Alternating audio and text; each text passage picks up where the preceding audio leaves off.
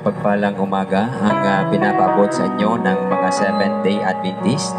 Sa oras pong ito mga kapatid, tayo po ay nagpapasalamat sa Diyos sapagkat tayo po ay binigyan ng mabuting panahon na muli po ay ating maipagpapatuloy ang ating pangangaral ng mga salita ng Diyos. At siyempre po ay ating pinapasalamatan ang ating pong mayor na si Honorable Mayor Tuason. At gayon din sa ating administrator from Masbate Terminal na si Sir Villamor, no? Ang mga Seventh-day Adventist po ay nagpapasalamat ng lubos sa Panginoon sa inyo pong pagpahintulot na tayo po ay makapangaral ng Ebanghelyo. At siyempre po ang lahat ng mga drivers ay ating pong pinapasalamatan at binabati namin kayo ng isang magandang umaga. Salamat sa inyong pakikinig. At gayon din sa lahat ng mga vendors, no? At sa oras pong ito ay kasama po natin ang ating mabutihing pastor. Siya po ang magdadala ng mensahe ng Panginoon sa huling ating pangangaral, ano? At siyempre po ang ating mga kaibigan sa Facebook, mga kapatid natin na patuloy na sumusubaybay sa programang ito, mga Seventh-day Adventist na ating mga kapatid kay Kristo.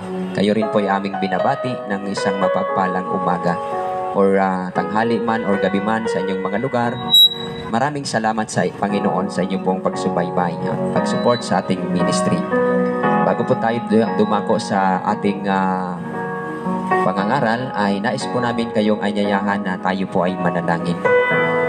Manalangin po tayo, sister. Tayo po ay manalangin, ma'am.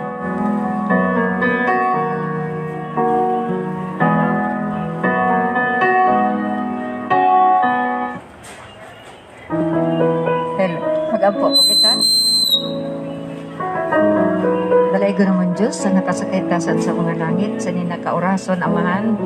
Kami nagaimbita sa imo na di kaupod namon mentras kami nagahatag sa mga balaang pulong pagkanto sa mga katawhan nga sana inda ini mabatian kag masabtan ang importante na mensahe na igapadala sa inda abot sa sugat sa naamon makaarap sinda sa kamatuodan kag maghahanap sinda diha kanimo nga mag-alagad na malipayon.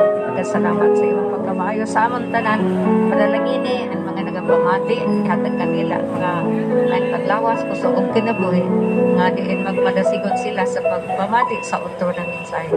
Panalangini sa bangamong speaker man among kinigi pa ngayon sa ngalan ni Jesus. Amen.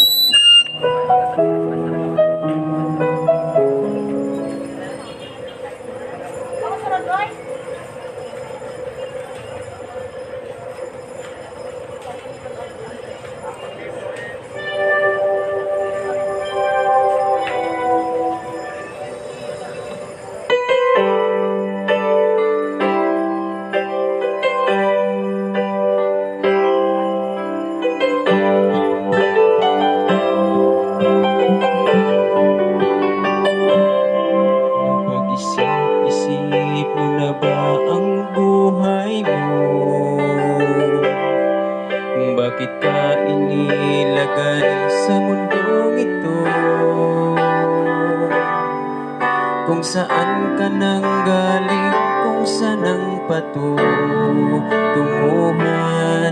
may dahilan kahit hindi mo ito alam. Ano kaya ang iyong gagawin? Magpapatuloy ka ba sa iyong mga gawain? Kung magbabago ka ay simulan mo na ngayon.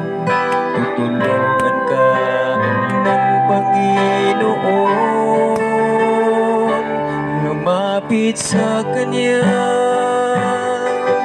ibigay buong sarili, puso't kaluluwa. Huwag mong maghintay pa, ngayon mo ito gawin, sapagkat di mo batid kung anong dala ng bukas para sa'yo. kaya't ihandog mo na ngayon sa Kanya ang buhay mo.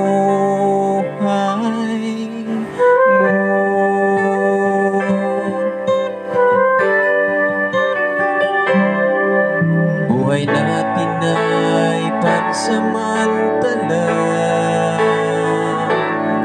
isang saglit ika'y buhay tapos wala ka na.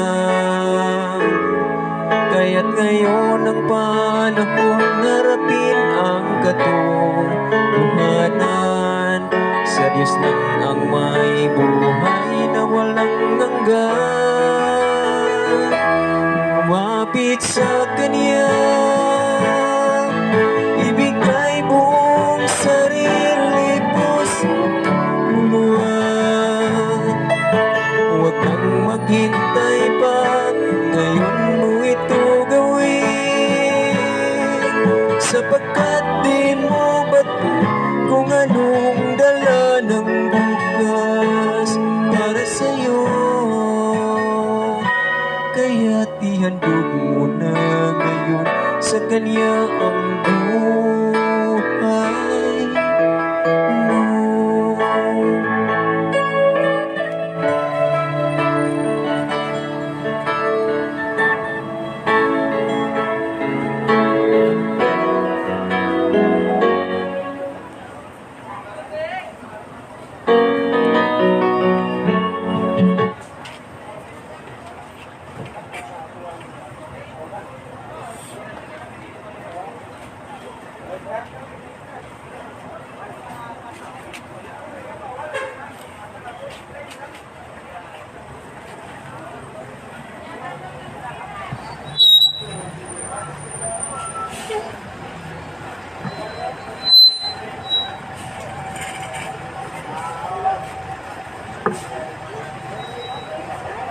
Magandang umaga po sa ating lahat. Dito po sa Public Terminal of Masbate City. We would like to recognize the presence of our head elder of Masbate City Central Church, Elder Cesar Cuyag. Thank you so much for coming. With our treasurer, Sister Joy Gayanis. Ma'am Gayanis, thank you so much. Kaupod man sa aton former barangay secretary sa Ibingay, Madam L. Olivar. Okay. Of course, we'd like to recognize Brother Roger Fabiania, our personal ministry leader sa Masbate City. Sa sinipo na aga, amon po ginapaabot ang pangumusta didi po sa aton mga igmanghod, mga bisita kag mga pasahero sa nagkadaindiin nga lugar sa Masbate. On behalf of Masbate City Central Church of Seventh-day Adventist, amon po ginapaabot ang amon pasalamat sa pagtanggap ninyo sa amin sa isang buwan na pangangaral nga panguruhan sa aton po evangelist Brother Jonald Arizubal, coming from Dimasalang. Actually, ito na po yung huli naming pangangaral dahilan 1 month lang po yung permit natin galing kay Mayor. Nagsimula noong May 6 yata. And then, ngayon po ang huli dahilan bukas ay sa Saud na po tayo. And then by June 4, yan na po yung pag-dedicate at pag-celebrate ng 76th founding anniversary ng Seventh-day Adventist dito po sa Masbate. So, after this one, mayroon po kaming ipamimigay na mga aklat. Ito po yung Hope for Troubled Times. Yung buong isang karton ay atin pong ipamigay dito sa lahat na tao. At mayroon din kaming available na mga Biblia. Ito yung gusto po na magkaroon ng Biblia ay amin pong ibibigay ito kahit kakunti lang po ito. Okay, so And then after this one, since this is the last day, we will proceed to the office of our terminal administrator. We could have the formal exit of our public evangelism here in terminal. And then siguro it depends sa church board kung mayroon pang pangangaral dito. It depends sa recommendation sa church board at of course for another permit to Mayor Tuason if they will allow us once again to have this kind of evangelism. For this morning, mayroon lang po tayong pag-aralan dito po sa Ebanghelyo ni San Lucas, Kapitulo 14, papuntang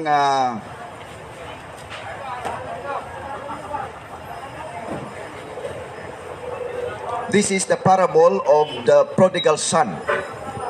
Yung isang bata na mayroon pong hiling sa kanyang ama na gusto niya na magkaroon po siya ng buhay na libre. Ito po ay nakasaad sa Biblia at ito pong parabola ng prodigal son, it symbolizes the kingdom of heaven. At ito po yung ebanghelyo na gusto po iparating sa atin na ang kaharian ng Diyos ay lahat po yung tao ay tinatawagan.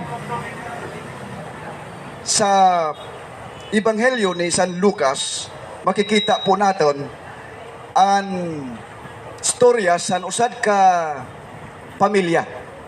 There was a certain couple or a family nga maigwa po siya sinduha ka anak.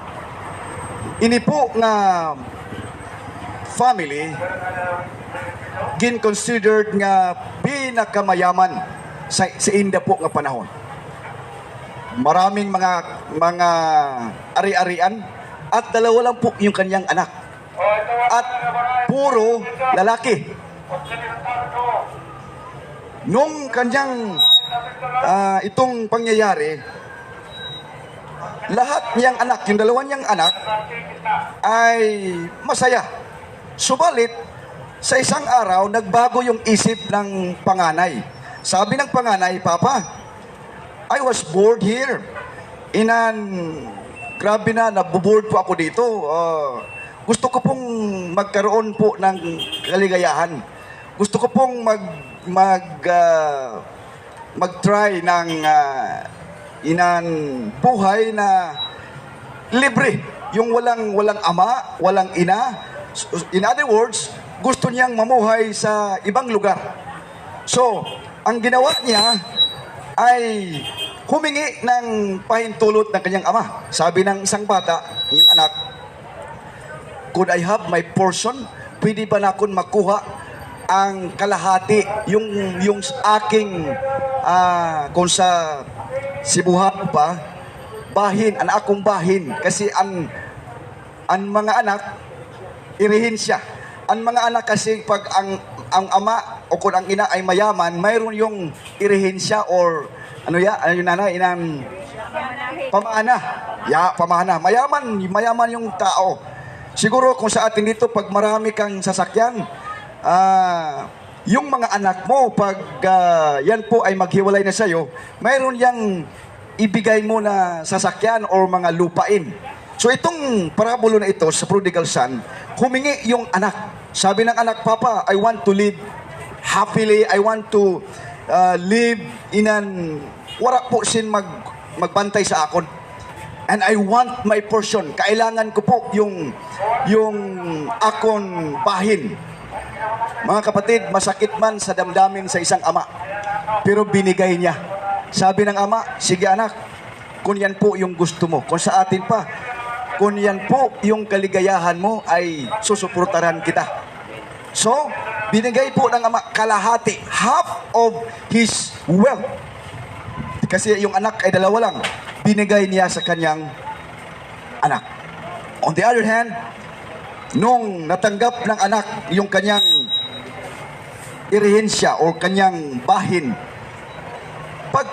pagka maraming pera. Siguro, kung atin po tingnan, siguro isang bag ay halos pera. Dahilan yung portion niya bilang anak ng isang mayaman na tao ay binigay lahat sa kanya. Mga kapatid, di ba pag marami tayong pera, napakasaya ng buhay. Di ba? Kahit anong gusto mo, kahit saan ka magpunta, if you have lots of money, then you could do anything. At marami kang kaibigan pag marami kang pera. So on the other hand, nagsimula yung anak paglakbay. Dala-dala yung pera at tuwa niya. Yes, sa wakas, ako po ay isang libre na at ako po ay mamumuhay sa aking sarili at dala ko po yung aking kayamanan. Mga kapatid, sa parabulo ng istorya, itong bata nito ay, the Bible says, he squandered all his money. Kung sa aton pa, gingasto niya sa wala po sin kabuluhan. Bakal didi, bakal dito, babae didi, pagkagabi. Siguro kung sa aton pa, kung wala pa sin pandemic, siguro uro gabi ada sa inan diskuhan sa mga lahat na kalayawan. Pag yun po yung ginawa mo sa inyong pera, anong mangyari po mga kapatid? Siguro hindi po mag-abot sa isang buwan o mga 2 buwan, kahit ilang milyon pa yung pera mo, ay ubos ka agad mga kapatid. At first, grabe pagkadamo. He has lots of friends. But nung naubos na yung kanyang pera, anong nangyari? Sabi po sa banal na kasulatan sa Biblia, nag-amat-amat po sin kawara aniya nga mga amigo. No more friends for that man. At noong huli, nakita na niya na siya na lang mag-isa. Mga kapatid, nakatry na ka mo na ingan wara-wara din kita sin kwarta. Kag wara kasin makaon. Tingnan niyo po mga kapatid kung magkaroon kita maka-experience kita sa sugad sana. Anaton man mga amigo, bagan magkawara man sa aton. You try to imagine, mayroong isang tao na yung damit niya ay napaka maati, tapos walang pera. Pihira rin yun yung tao ay maglapit sa kanya. Pero pag nakita mo yung tao na maganda yung suot, tapos maraming pera, friends also will come, people also will come and will ask money. Pero pag nakita mo yung tao na walang pera at saka yung damit ay punit-punit, tayo pa yung maghingi, di ba? Yung mismong tao ay maghingi kasi wala siya. Ganun po yung nangyari ng isang tao, yung bata ng mayaman. Pagkaupos ng kanyang pera, wala na siyang kaibigan at wala na rin siyang magawa. Yung ginawa niya ay pumunta siya sa mga bahay at humihingi na lang ng pagkain. At yung iba naman ng mga tao, tiningnan siya, sorry, yun po, noon ay mayaman ka, ngayon wala na. Okay, mayroong mga taong nag-reject sa kanya. Pero on the other hand, nag-apply siya ng kasambahay o yung boy at tinanggap naman siya. Mga kapatid, ang buhay po ng isang boy, kung tingnan po natin, ay nakadepende po yan sa amuhan kung ano yung pagkain na ibigay niyo sa kanya. Kung atin pong tingnan yung parabulo, yung batang lalaki ay wala na siyang makain. Yung trabaho niya ay taga-alaga ng baboy. Masakit isipin, wala na siyang makain, gutom na siya. Pag nakita niyong baboy na pinapakain niya, mga leftover, anong nangyari? Sa kanyang kagutuman, kumain na siya sa pagkain ng baboy. At doon po niya na-realize, sabi pa niya, mas mabuti pa sigurong babalik na lang ako sa aking ama. Dahilan yung aming mga boy doon, yung aming mga maid doon, ay maganda pa yung pagkain nila. Mga kapatid, it came to realize na yung isang bata, nakarealize siya na, babalik na lang ako sa aking ama. Babalik na lang ako sa aking ama. So, nung yung panahon na yun, naka-decide siya, I will come back to my father. At gusto ko po na mag-apply sa kanya ng bilang isang buhay. Hindi na po isang anak. Dahilan lahat na aking porsyon ay nagasto ko na. Hindi po ako isang magandang anak, ularin na anak. Mga kapatid, the boy realized sa kanyang mga nagawang kasalanan. Sabi pa niya, maling-mali talaga ako. Grabe ang kamalian ko. Kaya, I will be back to my father. Kag doon na lang ako mag-apply sa kanya bilang isang boy. Hindi na sa kanyang anak. Dahil nawala na yung pagkaanak ko. Kinuha ko na yung bahin ko. Gusto ko na lang mag-apply bilang isang boy. Mga kapatid, bumalik siya. Walang-wala. Yung damit niya ay napaka marumi. On the other hand, yung ama niya ay palagi palang nag-isip sa kanya. Sabi niya, kumusta na yung aking anak noon? Ilang buwan na. Siguro anong nangyari? Baka ubos na yung pera. Mga kapatid, unang punto. Pag tayo pala ay mawala sa Diyos, pag tayo pala ay nasa mundo, ginastos natin ang aton mga kwarta sa maling paggastos, sa mga video okay, sa mga babae. Our Heavenly Father is remembering us. Yung ating Ama pala ay naghuna-huna sa aton. He is thinking of us. Kailan pa kaya babalik yung aking anak? Mga kapatid, sa istorya po sa Biblia, yung anak hindi pa umabot sa kanilang mansyon sa bahay. Yung ama pala ay naghihintay na doon sa pintuan. At nung nakita niya na mayroong isang lalaki na papalapit sa kanyang bahay, sabi ng ama, that would be my son. Yan na po yung aking anak. Alam ba ninyo mga kapatid sa istorya, the father ran to his son and embrace him kahit hindi pa dumating sa kanyang bahay. The second point that I would like to emphasize sa ating lahat, nagkasala man tayo, kapareho sa prodigal son. If we come back to Jesus, yung ating Ama sa langit ay bukas ang loob, bukas ang kamay, at tayo po ay kanyang hahakapsin, kanya po tayong i-embrace. Welcome my son. On the other hand, mga kapatid, yung anak ay hiyang-hiya sa kanyang ama. Sabi ng kanyang anak, hindi makatingin sa kanyang ama. Sabi ng anak, I have sinned against you and my God. Ginastos ko yung lahat na pera. I am no longer to be called your son. Pero sabi ng ama, mga kapatid, no, you are still my son. Ikaw pa rin ay aking anak. Sinugo ng ama, come, make a feast. Tayo po ay magkaroon ng piyesta. Dahilan itong aking anak na nawala at yung namatay kong anak ngayon ay nabuhay at bumalik sa akin. And you know what? Ito po yung magandang nangyari sa anak. Sabi ng ama, give me the ring. Bigyan niyo po ako ng ring o kung sing-sing. At kanyang binigay, sinuot ng kanyang anak. At yung anak, sabi ng anak, Papa, I am no longer to be called your son. Just hire me as your servant. Pero sabi ng ama, no, you are my son. Mga kapatid, pangatlong punto, the son was restored to a son kahit yung kanyang inaplayan ay boy. Sabi ng ama, you are my son. At kinuha yung pinakamataba na baka at nagkatay, nag-ihaw. At ito po yung maganda.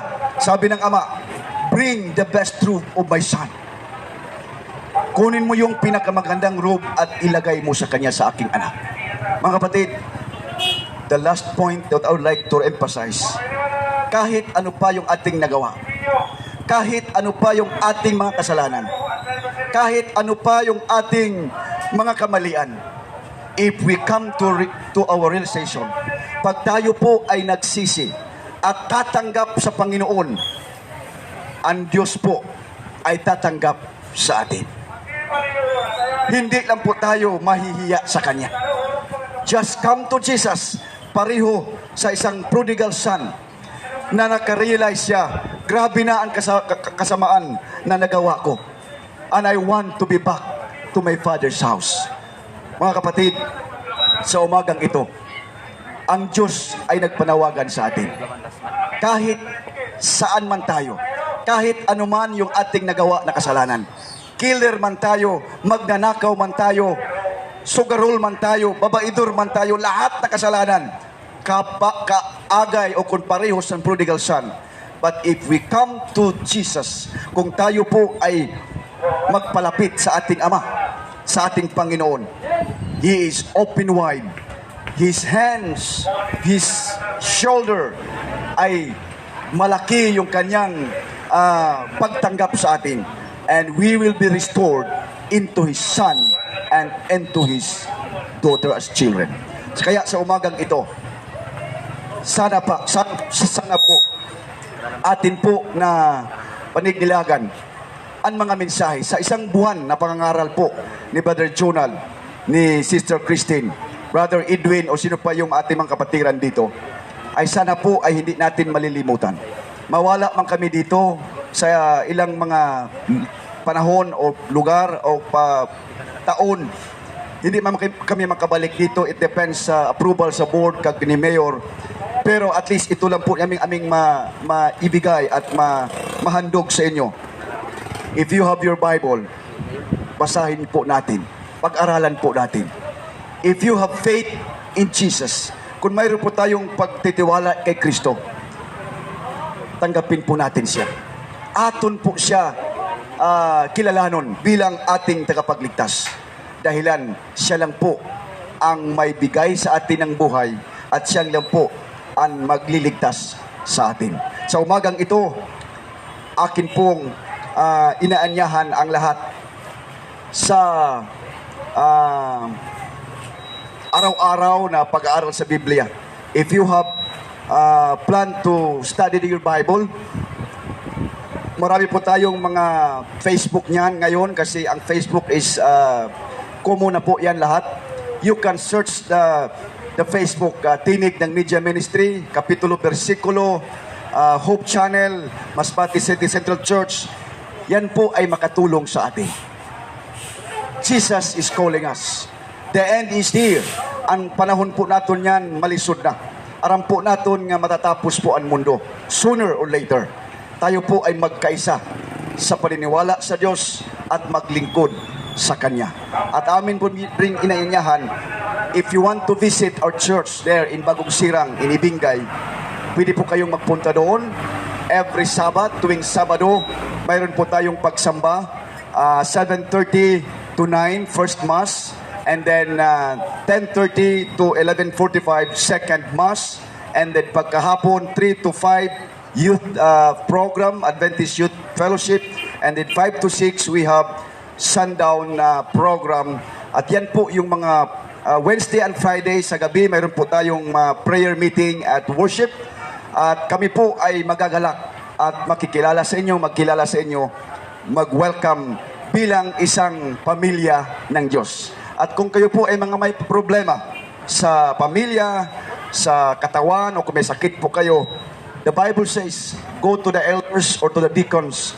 Kung kayo po ay may paniniwala, kami po ay maghahandog ng mga pasasalamat at pagpanalangin. Kung kayo ay may mga sakit, o mayroon po kayong mga problema sa hospital, or ano pa diyan, kailangan nyo sa simbahan, sa church services, you can call us. At kami po ay maghahandog ng serbisyo sa inyo.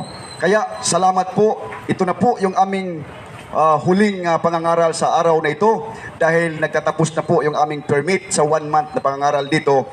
At sana po ay kung saan man tayo magkita, kasi ako rin ay hindi rin taga rito, dahil ako ay taga Katayngan, taga Leong, Edgar Villegas Buhos. At kami po rin mga ministro sa Seventh-day Adventist ay lipat-lipat din kami. So nasa 6 years na kami dito sa Masbate. Maybe by January mayroong reshuffling.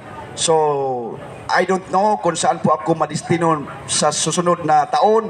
Pero kung tayo po ay nakakilala sa inyo, you can approach me, Pastor Buhos. Nakita tayo ikaw doon sa terminal. Ako po yun doon nakikipakinig. Tayo po ay mag-usap. Kasi itong Masbate ay second assignment ko po. So, yung unang assignment ko po ay sa Katayngan at PB Corpus way back 2008 to 2016. Ngayon, sumula noong 2016 hanggang ngayon ay dito po tayo na destino sa Masbate. Next year, we don't know kung saan po kami madistino. Kaya salamat po sa inyong panahon. At si Brother Junal po ay uuwi na rin siya sa Dimasalang after maybe sa Sunday. At kaya siguro ay kung sa aton pa mamimingaw kami sa inyo. Pero just in case na gusto nyo pong magkirita kita, any church Seventh-day Adventist sa buong Masbate o kung sa buong mundo, just go to our churches and we are happy to welcome you sa panahon sa ating pagsamba at pangangaral. Maraming salamat po at ang Diyos po magbendisyon sa aton yana po na kaagahon.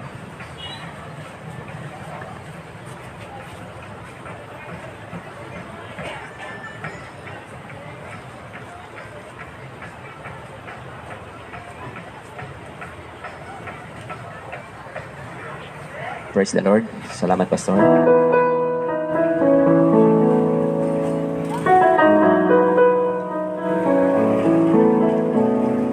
Ang puso kong ito sa'yo'y walang may tatago.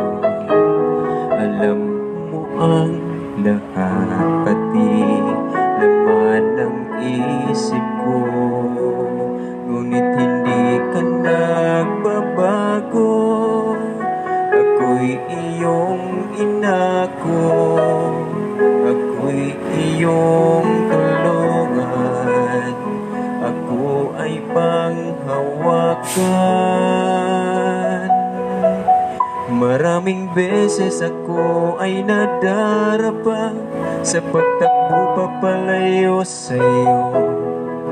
Hindi mabilang na sakit sa iyong kalooban, pagsuway sa mga utos mo.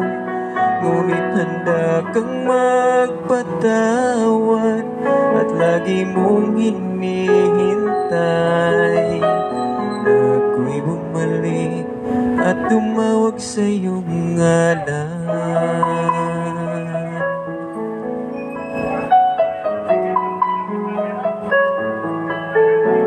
Minsan hindi man lang makuhang magpasalamat.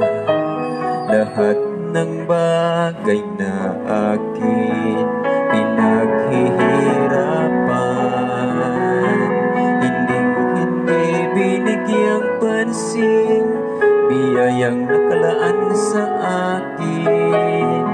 Ako'y nagbulag-bulagan, ika'y pinahihirapan. Maraming beses ako ay nadarapa sa pagtakbo papalayo sa'yo. Hindi mabilang na sakit sa iyong kalooban, pagsuway sa mga utos mo. Ngunit handa kang magpatawad at lagi mong hinihintay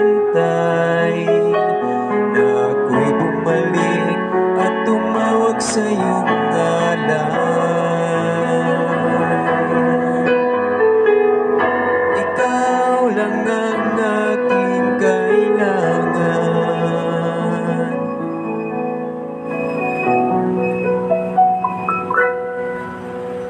Turuan mo ako na lagi kong maalala ang kabutihan ng iyong pusong mapagmahal.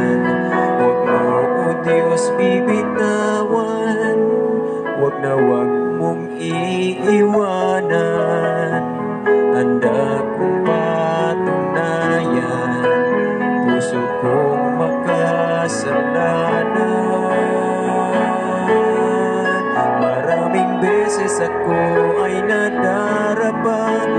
pagtakbo papalayo sa'yo. Hindi mabilang na sakit sa iyong kalooban, pagsuway sa mga utos mo. Ngunit handa kang magpatawad at lagi mong hinihintay na ako'y bumalik at tumawag sa iyong ngalan. Tayo po'y manalangin, Elder Kuya.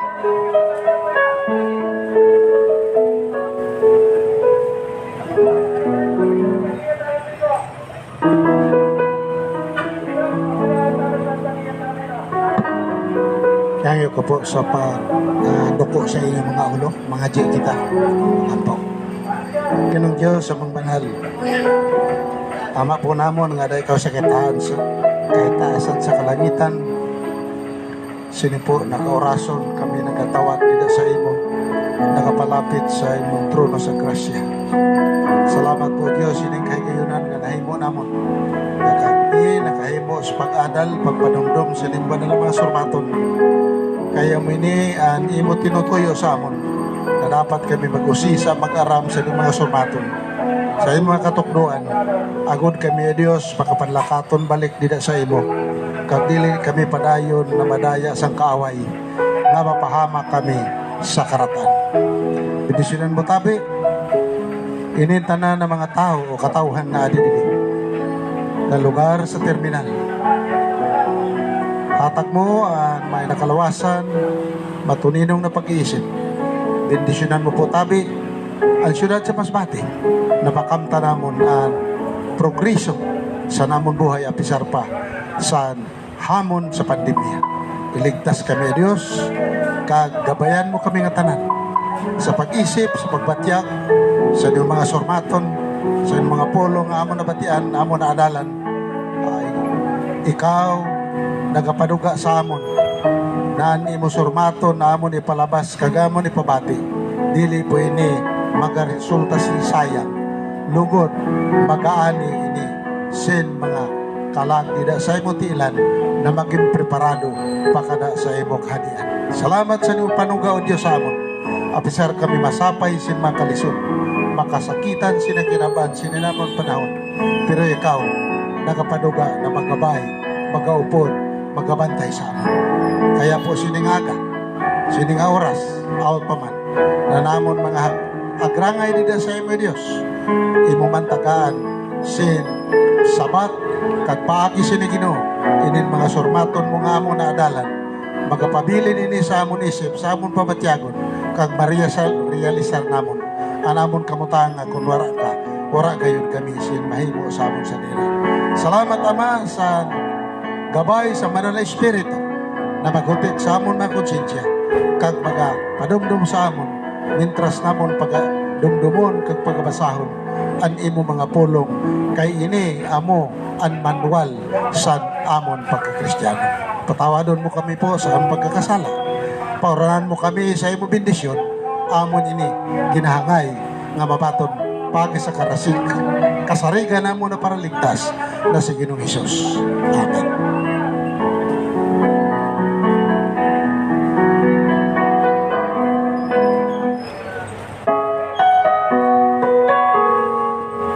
Okay, once again, isang mapagpalang umaga ang pinapaabot sa inyo ng inyong mga kaibigan na mga Seventh-day Adventist.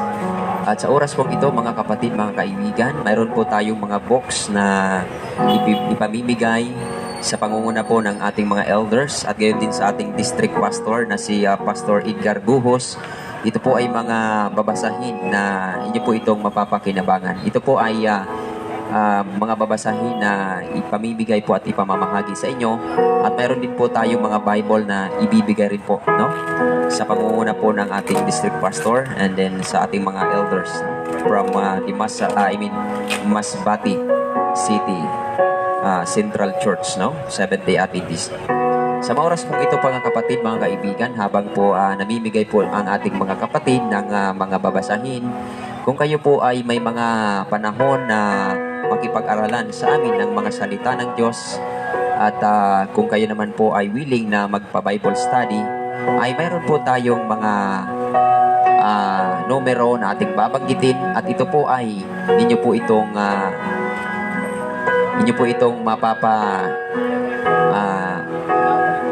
maririnig, at pwede nyo po itong i-text at tawagan ang numero po na ating babanggitin.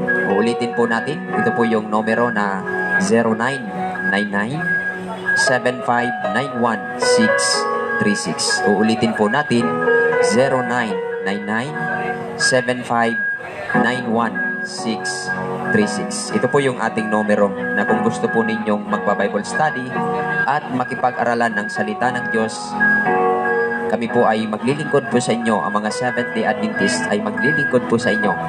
Sa tulong ng Diyos, kayo po ay aming paglilingkuran. At gayon din sa ating mga kapatid na nakatutok ngayon sa Facebook, at inyo rin po itong mapapanood sa YouTube, ay magandang umaga po sa inyo, at tanghali man or gabi man sa inyong dako na pinalalagyan.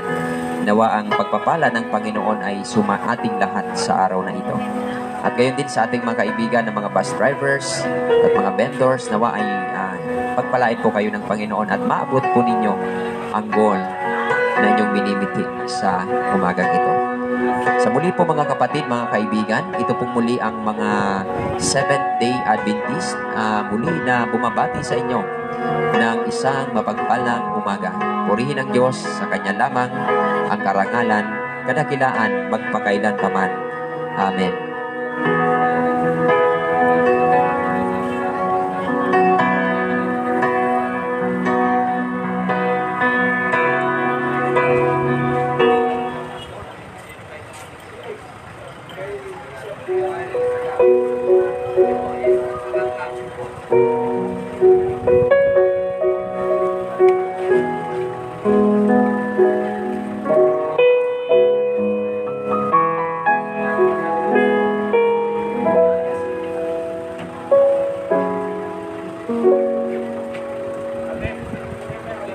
Ikaw lang ang pag-asa ko, tanging ikaw ang buhay ko, Jesus. Kahit ako'y nangangamba, basta't ikaw ang kasama,